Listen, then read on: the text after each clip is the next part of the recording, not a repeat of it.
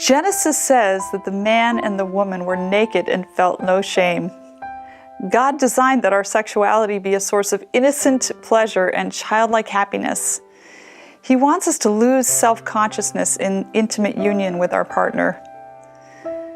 But immediately after sin, the first couple knew they were naked and sewed fig leaves together to cover themselves.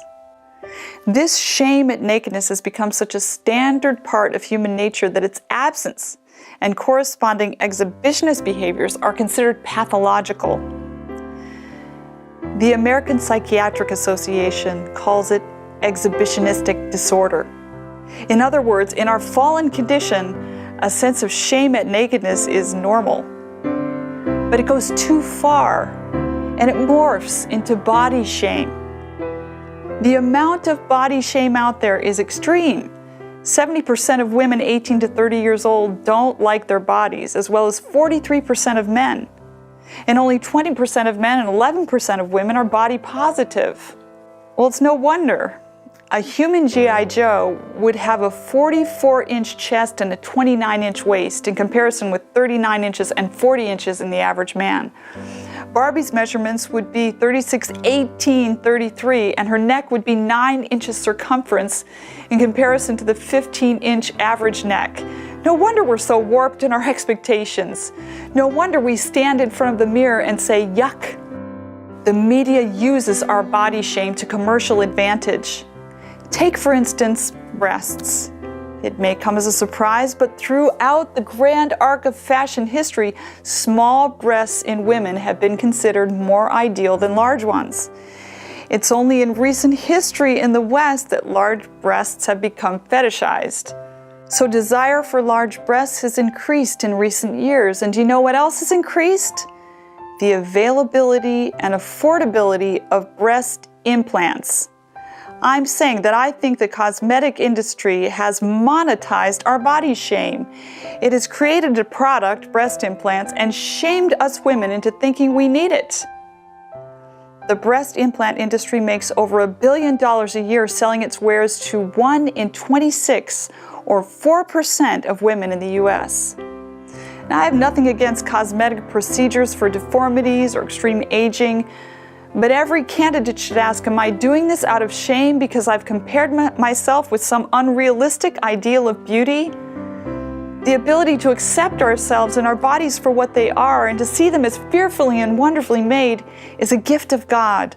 Something that helps with this is idealizing health over sexiness. Now, those two things overlap. A healthy body with muscle tone, proportionality, flexibility, and strength will be more appealing visually and sexually.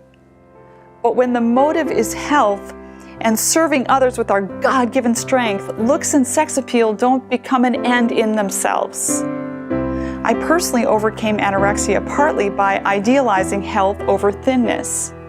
The redemption of our sexuality is in seeing it as a gift from God to serve a higher purpose of love. In the Garden of Eden, Adam and Eve's nakedness with one another signaled true intimacy. In true intimacy, we accept nakedness, the feelings of vulnerability, because we trust our partner. Take note that this trust can't be experienced in a transient, casual relationship. Trust building demands commitment. Marital commitment and relationship satisfaction have been correlated over and over again in research. This is why God created the marriage institution.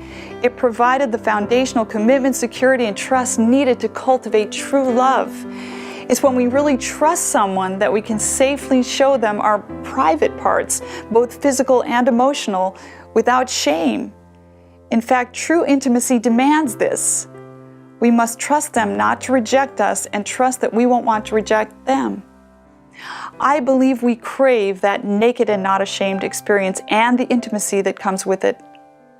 Much of the immodesty we see in our world is a kind of false intimacy where we expose our private selves publicly, longing perhaps for that naked and not ashamed intimacy. But false intimacy never lasts or satisfies. A great place to start getting naked is in our relationship with God. Do we tell Him the truth about ourselves on a regular basis? This is called confession, and it cleanses the soul, clearing the way for deep communion. Specifically, be honest with God about your sexuality. Sure, He already knows, but you don't know His knowingness until you tell Him. Bring the shame of your sexual sin and other sexual sins against you to Him. He Himself was stripped naked and hung before the shaming world. He who knows shame is able to take yours from you and restore you to childlike freedom.